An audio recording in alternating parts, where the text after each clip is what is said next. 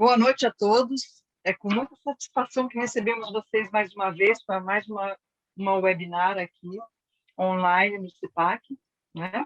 Essa noite nós vamos ter aqui uma palestra do Dr. Vinícius.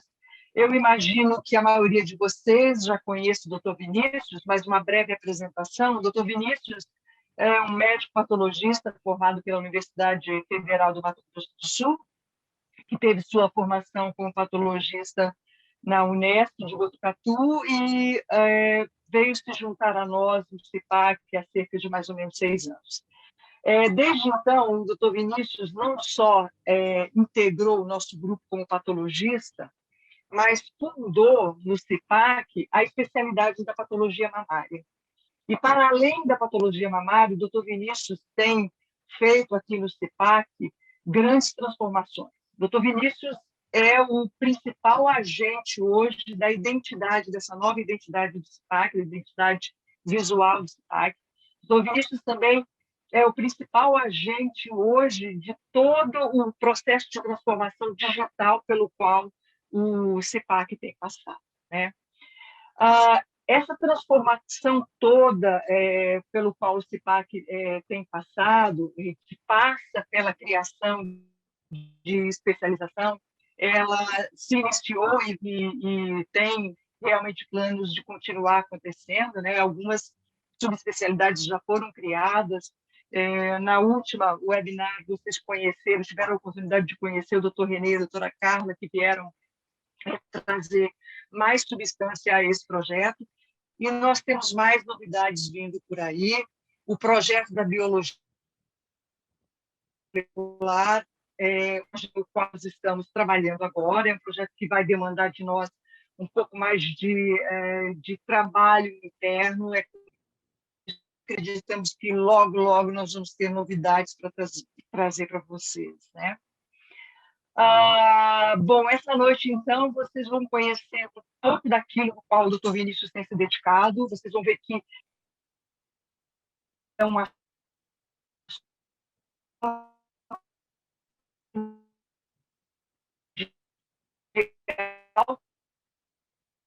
complexidade, mesmo um assunto de muita complexidade realmente, mas um, é,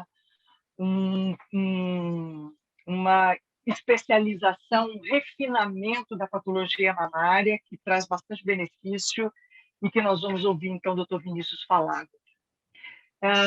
Durante a apresentação do Dr. Vinícius, todos vocês já podem ir deixando dúvidas, perguntas, questionamentos no chat, e no final, então, da apresentação, nós vamos responder uma a uma essas dúvidas e esses questionamentos, ok? Espero que todos tenham uma boa palestra e, no final, então, nós vamos ter um bate-papo então, sobre o assunto. Bom, boa noite, Luzete, boa noite a todos que estão assistindo. É uma grande honra, né, ter vindo aqui para o CIPAC trabalhar, estar ao lado de tanta gente tão preparada e com tamanha vontade de mudar e de fazer coisas novas e crescer.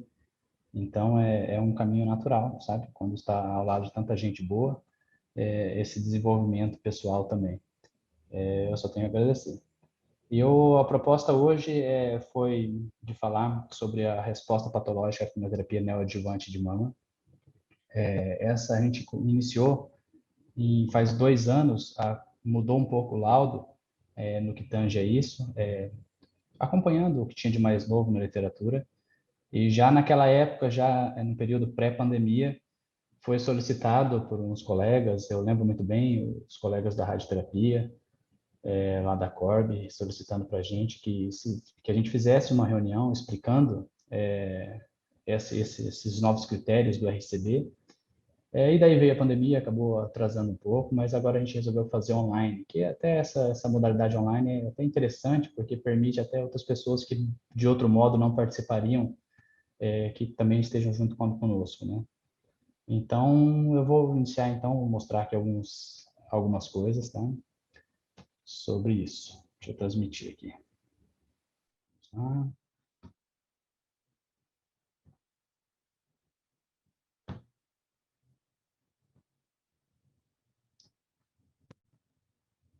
Pronto. Acho que todos estão vendo no slide já, né? Bom, bem, então já devidamente apresentado, vamos lá. A terapia neoadjuvante tem como definição um tratamento sistêmico para o câncer de mama que antecede a terapia cirúrgica definitiva. O objetivo é diminuir o estadiamento e prover informações sobre a resposta ao tratamento. Ainda segundo o UpToDate, os nossos amigos clientes vão estar bem acostumados com essas indicações, né? Mas para a gente patologista, a gente acaba recorrendo um pouco ao UpToDate e outros métodos. O carcinoma localmente avançado, casos selecionados de doença precoce com uma alta relação tumor-parênquima, uma localização de difícil abordagem pelo cirurgião também é uma indicação de terapia neoadjuvante, uma doença clinicamente limitada com linfonodos positivos, ou quando há contraindicação temporária para a cirurgia. Essas são as principais. Né? A avaliação patológica ela se dá através de 2 métodos. O AJCC, o mesmo que estadia todos os outros cânceres, ele também vai ser utilizado para avaliação pós-quimioterapia neoadjuvante. Acrescenta-se aí, então, o prefixo Y. Então, ficando YPT e o tamanho posterior do tumor. É uma avaliação limitada, limitada ao tamanho do tumor residual. E tem outros fatores que deveriam ser elencados. Então, para isso, surgiu o RCB, né, que foi proposto por Siemens em 2007 e tem uma validade prognóstica bem estabelecida. Então, em 2007, o grupo lá do Siemens, do MD Anderson, propôs essa fórmula, que ele observou que, diante dessas informações, ele conseguia obter uma estratificação entre os pacientes, uma estratificação prognóstica entre os pacientes submetidos à quimioterapia neoadjuvante de mama, na avaliação patológica. São esses critérios: o tamanho bidimensional do leito tumoral primário, a proporção do leito que contém o tumor invasivo, o número de linfonodos e o diâmetro da maior metástase nos linfonodos axilares. Esses critérios levam a um índice numérico. Esse índice numérico foi estratificado e dentro dessa estratificação ele observou nas curvas Kaplan-Meier uma diferença substancial entre essas classes, que ele chamou de RCB 0, 1, 2 e 3. Aqui temos 3 tratamentos distintos e uma clara distinção entre esses 3 tratamentos, entre esses 3 índices, 3 classes, nos 3 tratamentos. Aqui, né?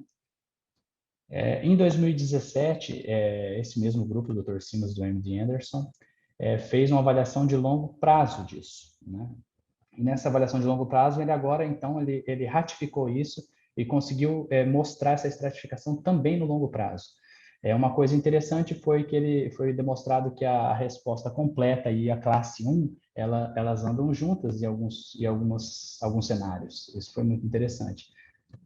Esse artigo interessante de 2019, ele elencou todos os índices que têm papel prognóstico na avaliação pós-QT desses espécimes, sendo ele o mais importante o RCB, né?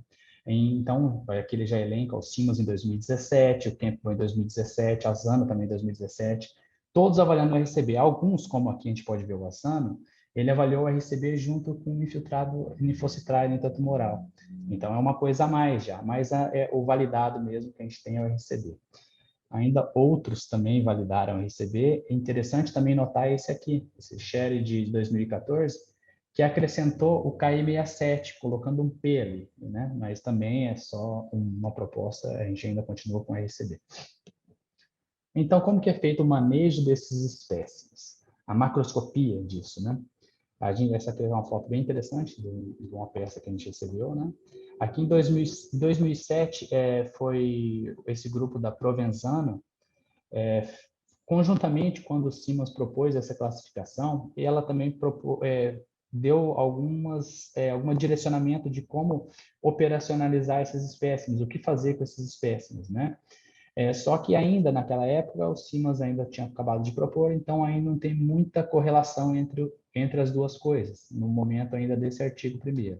Mas uma coisa interessante que a gente observa aqui, que eu resolvi abordar por causa disso, é o problema da autólise. Muitas vezes os espécimes grandes, eles sofrem com a penetração do formol e sofrem com a autólise, dificultando a avaliação tanto da mama pós-QT como de qualquer outra espécie mamária. Nesse artigo, ela já propunha que fosse feito um corte da região póstero-anterior para propiciar entrar formol no tumor. O ideal, o padrão ouro, seria que o patologista fizesse isso dentro do centro cirúrgico, né? Mas a gente não tem patologista suficiente para estar em todo o centro cirúrgico para poder fazer isso em todos os casos. Então, em comum acordo, é interessante que o cirurgião faça isso, lógico, com um aval do patologista, o patologista sabendo e permitindo e orientando esse corte, para quê? Para que a margem seja preservada e o patologista saiba avaliar essa margem no posterior. Isso é muito importante. Um dado interessante que esse artigo de 2015 traz é que a penetração do formol no tecido mamário ela se dá a cerca de 1 milímetro por hora. Então, agora pensa no tamanho de uma peça grande de mama. A velocidade da penetração até atingir o tumor que está lá no meio. Então, isso leva a uma isquemia frio, né? E isso aí tem um impacto negativo na avaliação da RCB, tem um impacto negativo na avaliação morfológica, imunohistoquímica, molecular.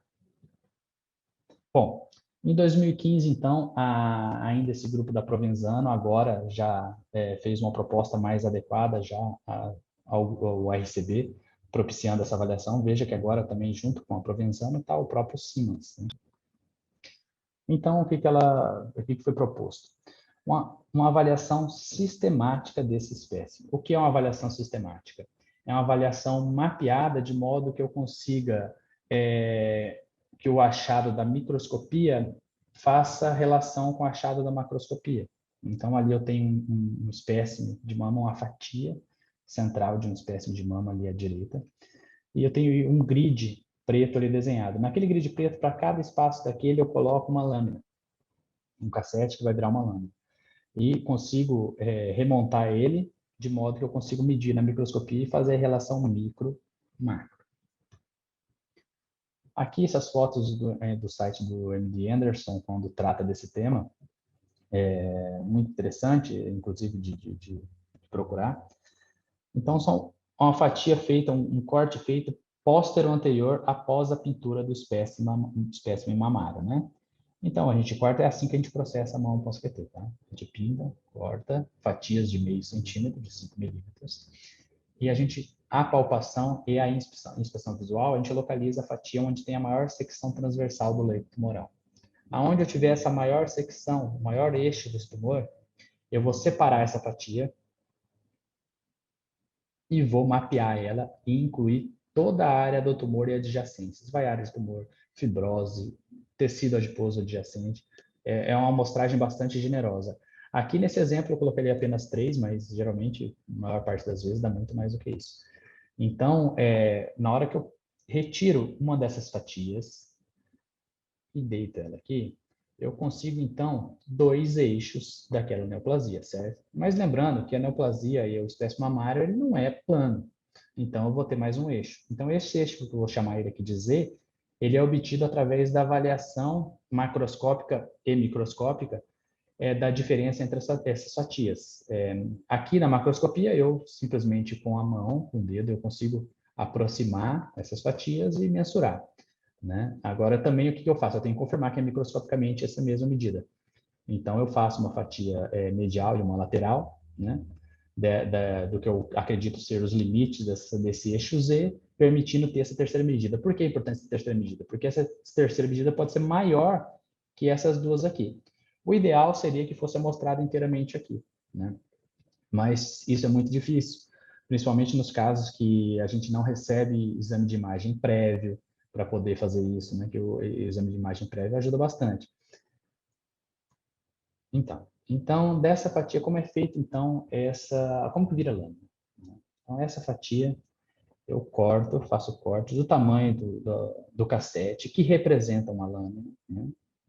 E coloco dentro desses bloquinhos. Esses bloquinhos vão, então, ali, ó, dessa mesma maneira, então, a mão inteira fatiada, retiro uma das fatias e mapeio ela em cassetes.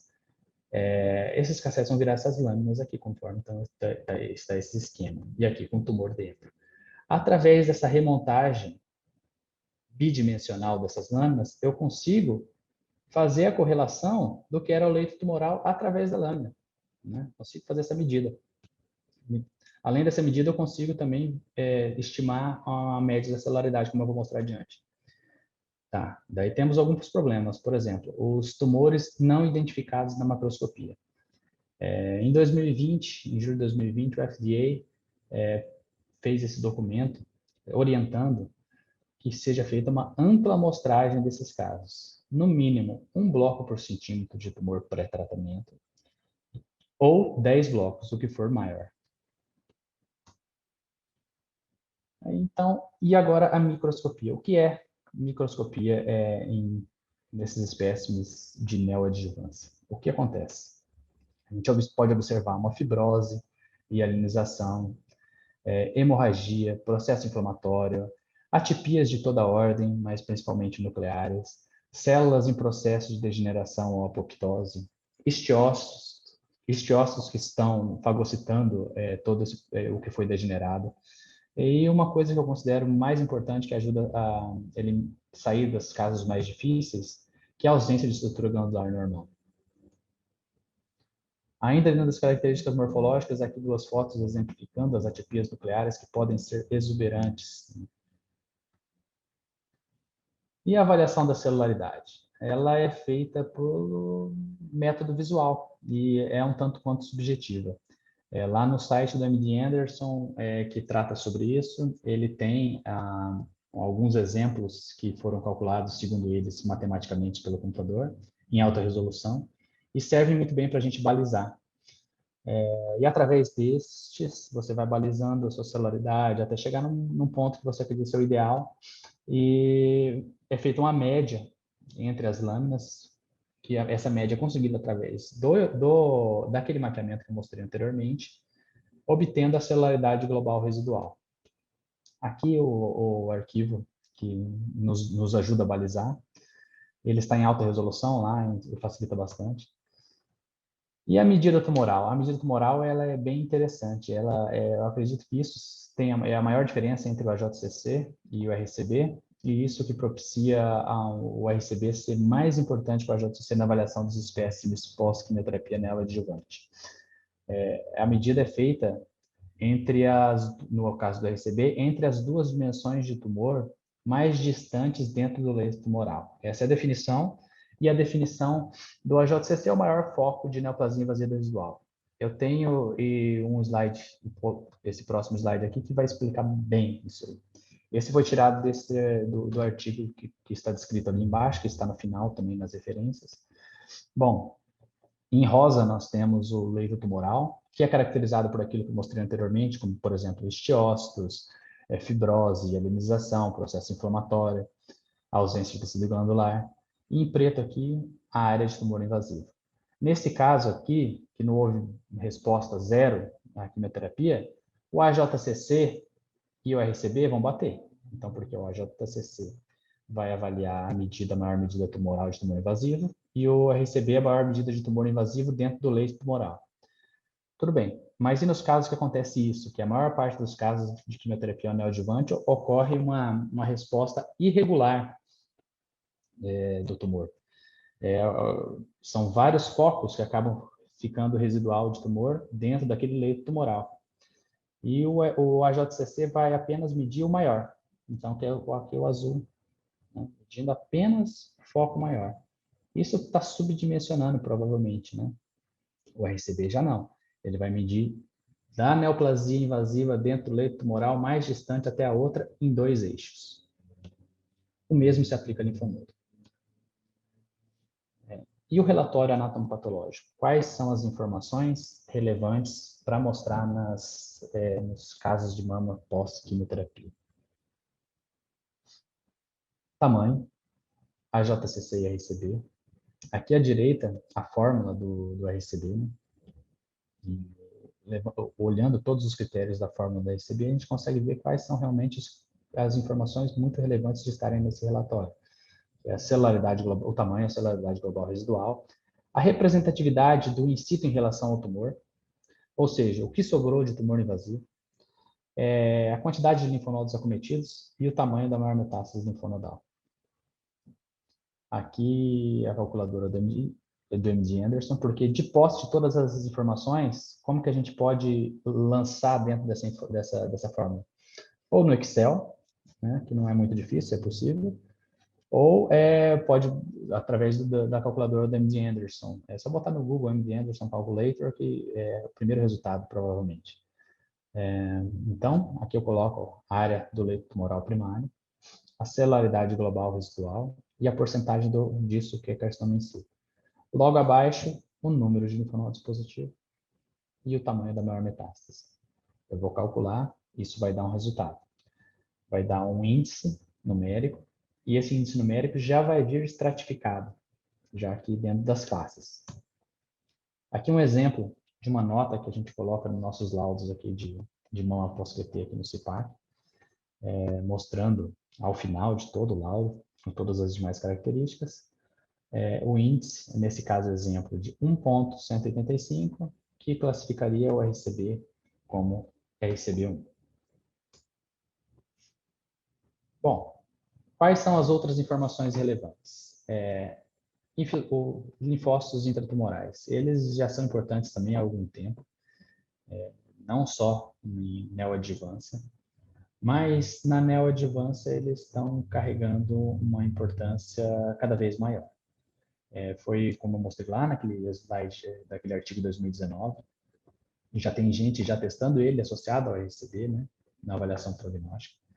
E como ele é avaliado? Brevemente, ele é avaliado as células, os linfócitos e os plasmócitos, apesar desse nome, avaliam-se os dois, que estão dentro do leito RCB. Então, teve aquele leito que a gente determinou pelo RCB, que é as medidas entre de tumor invasivo dentro do leito tumoral, não importa que elas não sejam contíguas. Então, tudo aquilo ali foi determinado como leito RCB. Dentro desse leito RCB, eu vou contar as células inflamatórias, os linfócitos e os plasmócitos ali dentro. Isso é o básico, isso que tem que ser feito. Existem alguns problemas, né? Primeiro, porque isso é muito irregular. A gente vê frequentemente que perto de algumas áreas invasivas, eu tenho bastante célula inflamatória e perto de outras, nenhuma. Né? A gente tem que dar a média disso. E às vezes essa média é difícil, ela fica um tanto quanto subjetiva. E alguns outros problemas que tem é o seguinte, e nos casos de resposta completa? Teve uma resposta completa, não tem mais tumor invasivo, mas eu vou medir então naquele leito tumoral residual. Não vai ser o RCB, porque o RCB necessita de tumor invasivo, então vai ser aquele leito cicatricial. Então eu vou calcular quantos linfócitos tem naquele leito cicatricial. Isso tem importância? Não, ainda. Mas é bom relatar ele, porque isso está mudando sempre. Então é sempre bom relatar linfócito tumoral, mesmo nos casos de resposta completa. Uma outra questão é se o painel imunohistoquímico deve ser repetido. Não há consenso. Tem uma variação, essa variação entre o pré e o pós-quimioterapia neoadjuvante foi documentada, principalmente nos receptores hormonais e no KI67, mas a causa disso pode ser pré-analítica, pode ser que aquele espécime anterior ele teve algum problema de fixação, por exemplo, ou pode ser que esse espécime agora teve um problema de fixação, pelo que eu mostrei anteriormente. Pode também se dar isso pela heterogeneidade tumoral, afinal, o tumor muitas vezes ele tem características diferentes em áreas distintas, né? Então, nessas áreas pode ter uma expressão. Isso a gente vai ver ocorrer algumas vezes, mesmo em casos não neoadjuvantes. Então, aqui a gente acaba repetindo os casos triplo negativos e quando solicitado. Quais são as potenciais armadilhas no relatório de mama pós-QT? A presença do carcinoma ductal in situ, isolado. Então, um caso que eu não tenho mais invasivo residual, só tenho in situ, ela não invalida a resposta completa, tanto para o JCC quanto para o RCB. Êmbolos neoplásicos isolados. Estes invalidam a resposta completa. Só que eles carregam YPT0 pela JCC. Agora, uma coisa interessante, a gente teve até um caso que era potencialmente apenas com êmbolos, bem recente, mas no final a gente acabou achando um invasivo residual microscópico em outro lugar e acabou que superou o tamanho do êmbolo. Mas se não, a gente deveria ter medido a área do êmbolo.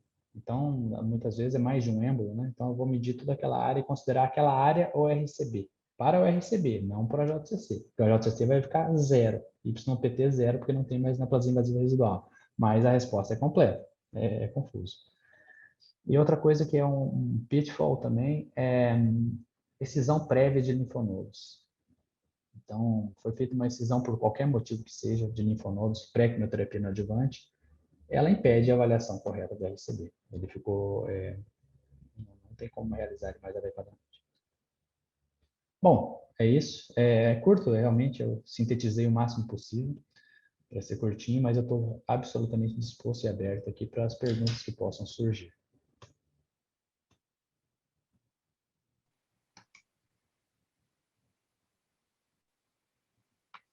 Vamos ver aqui se a gente já tem, então, alguma pergunta. Olha, nós já temos algumas manifestações aqui, doutor Vinícius, de parabéns pela apresentação, do doutor da Rafael, da Maria Augusta, da Denise, o doutor Gustavo Dié. Vinícius, pode voltar o slide do prognóstico a longo prazo do RCD? E ele também te parabeniza pela palestra, Vinícius. Posso sim, deixa eu fazer isso. Doutor Marcel também está te parabenizando pela palestra e diz que foi muito elucidativo.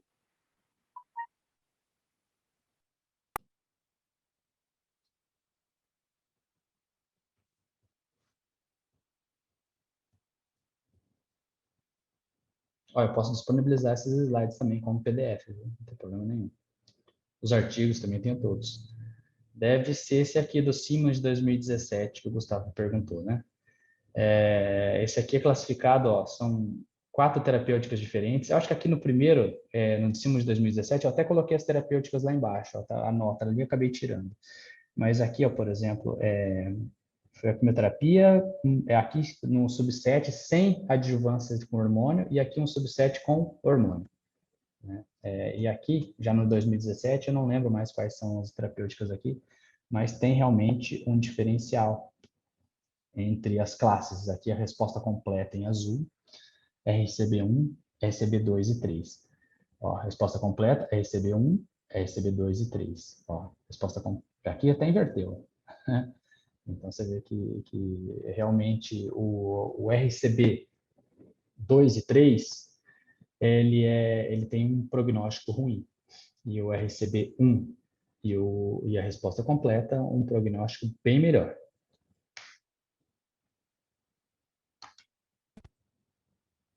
Eu acho que é isso. Temos mais algumas perguntas aqui. A doutora Isabel também parabeniza toda a equipe do CIPAC. Obrigada, Isabel. E a doutora Maria Augusta pergunta o seguinte, Vinícius, se a marcação pré-cirúrgica ajuda a encontrar o leito tumoral, em especial nas respostas completas. Ajuda e muito. Um problema que a gente enfrenta aquele artigo, aquela guideline do FDA que eu encontrei lá, elencando para utilizar 10 blocos no mínimo, né? Ele foi porque realmente a gente várias vezes se deparou com casos que a gente não encontrava nada na macroscopia. Então palpava, cortava e nada na macroscopia. Alguns casos foram feitos dezenas de blocos até encontrar alguma coisa que microscopicamente a gente conseguiu afirmar tratar-se de quimioterapia, resposta à quimioterapia neoadjuvante.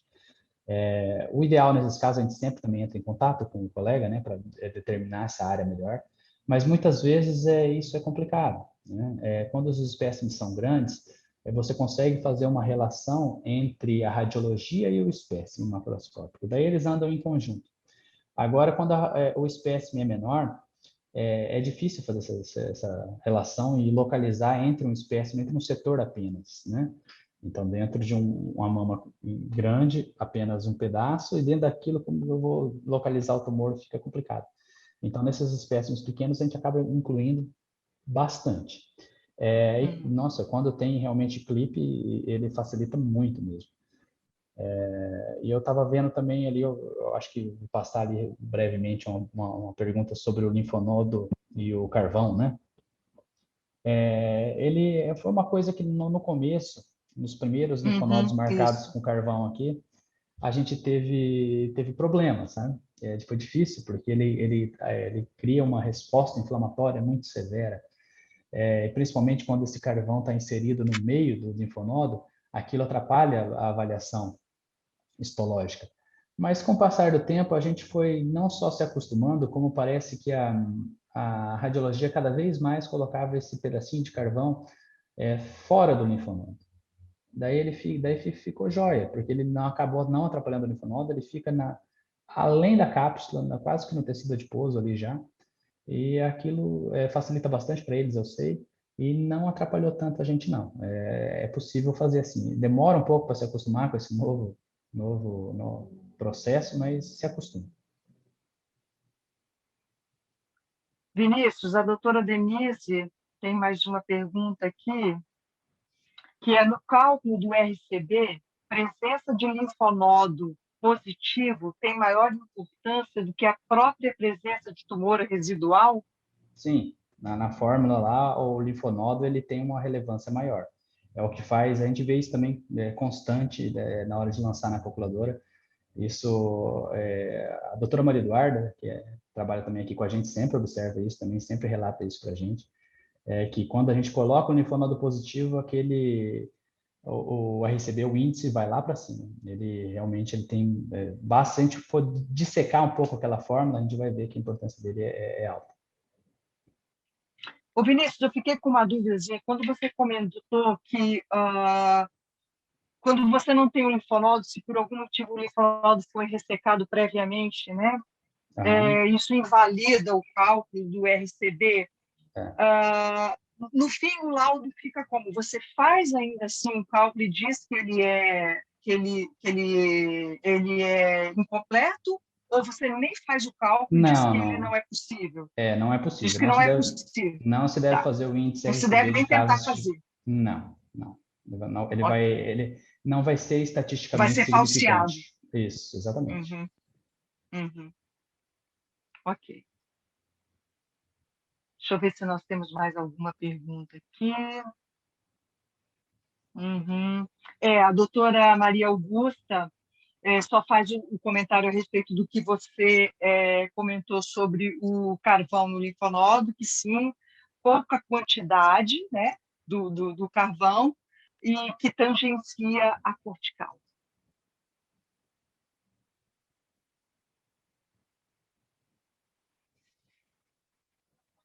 Acho que era isso. Não sei se alguém ainda tem mais alguma pergunta, mas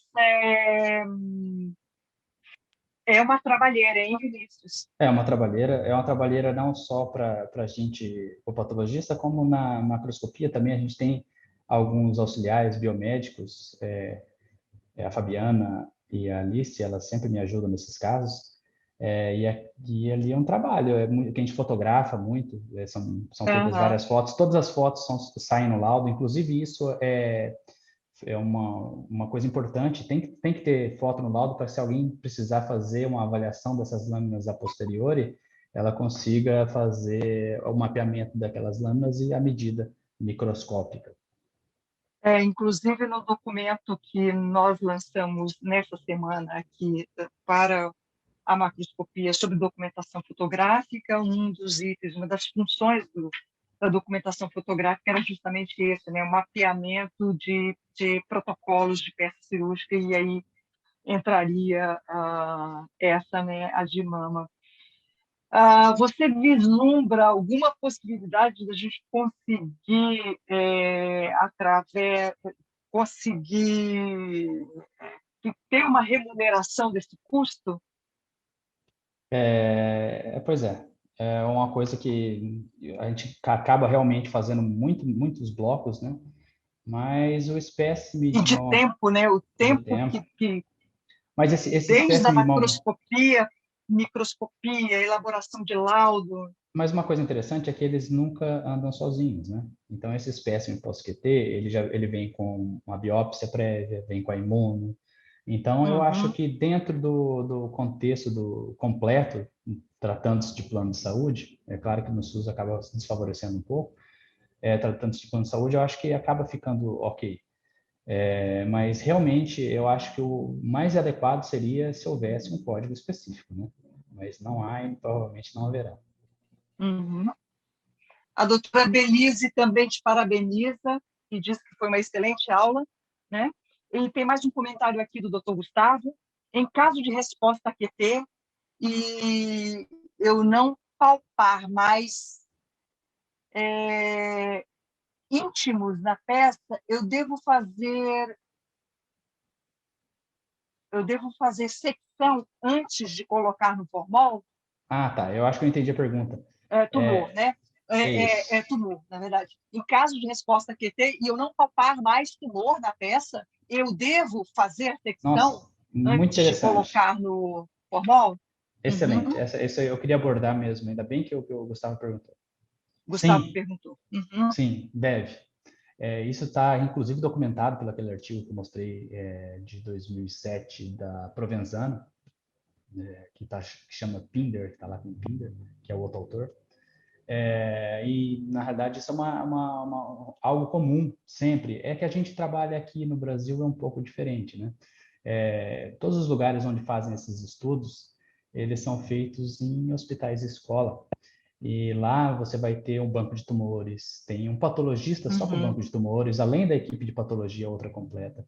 Então, essa peça já no intraoperatório é seccionada completamente, pintada e seccionada pelo patologista dentro da sala do centro cirúrgico. Então, a fixação do formol se dá corretamente. Então, se você pegar uma mama grande, colocar dentro do formol, olha, ela vai ficar autorizada, independentemente da quantidade de formol que colocar, independentemente do tempo que você levou entre tirar ela lá do paciente e colocar ela dentro do formol, ela vai autorizar, porque o formol penetra a 1 milímetro por hora. Então, tem sim Uhum. que fazer um corte. O que a gente tem que estabelecer, que seria interessante, é conversar com o patologista previamente nos casos que o espécime for pequeno, porque pode dificultar a avaliação de margens. No caso de mama grande, não tem problema, a gente vai conseguir identificar isso sim. E isso é uma relação patologista-cirurgião. Então, eu digo isso por mim e meus amigos cirurgiões. A gente pode sim fazer isso e deve fazer isso. E daí, a qualquer momento que eu notar, por exemplo, que teve uma dificuldade na avaliação de margens, eu vou telefonar e falar, ó, daquele jeito não está dando certo, vamos mudar. Então, vai funcionar. Então, como que é o ideal? O ideal para não dificultar tanto a avaliação macroscópica é que se faça apenas um corte localizando o tumor transversal nele. Se não localizar o tumor, se faça mais cortes até localizar, só que daí pode dificultar muito para a gente. Então, somente um tentando localizar o tumor já é suficiente, porque também agora eu vou ter mais uma superfície de entrada de formol. Então, vamos dizer que você não cortou o tumor, infelizmente, mas ele está 2 milímetros para cá, o formol rapidamente vai chegar nele. Já ajudou, né? Uhum.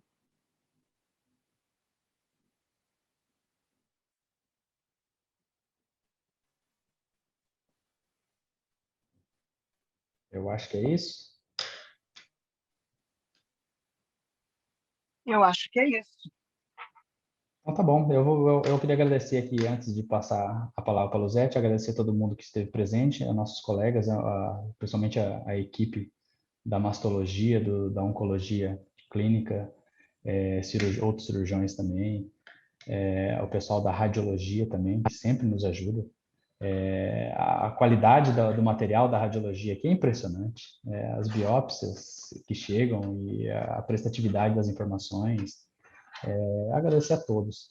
E principalmente também ao CIPAC e à doutora Luzete aí por mediar a palestra. Obrigado.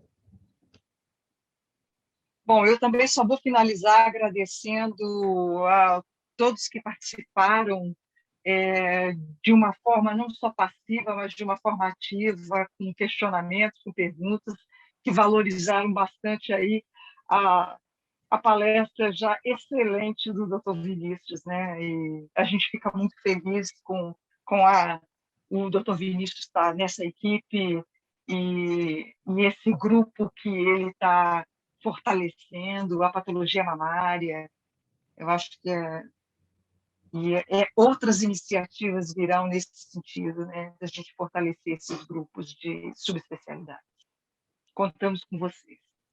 Boa noite, muito obrigado, um bom descanso a todos, e vamos em frente. E assim que for possível, nós fazemos um contato físico mais próximo, nós convidaremos todos e receberemos vocês aqui no CIPAC. Obrigado, boa noite também. Boa noite.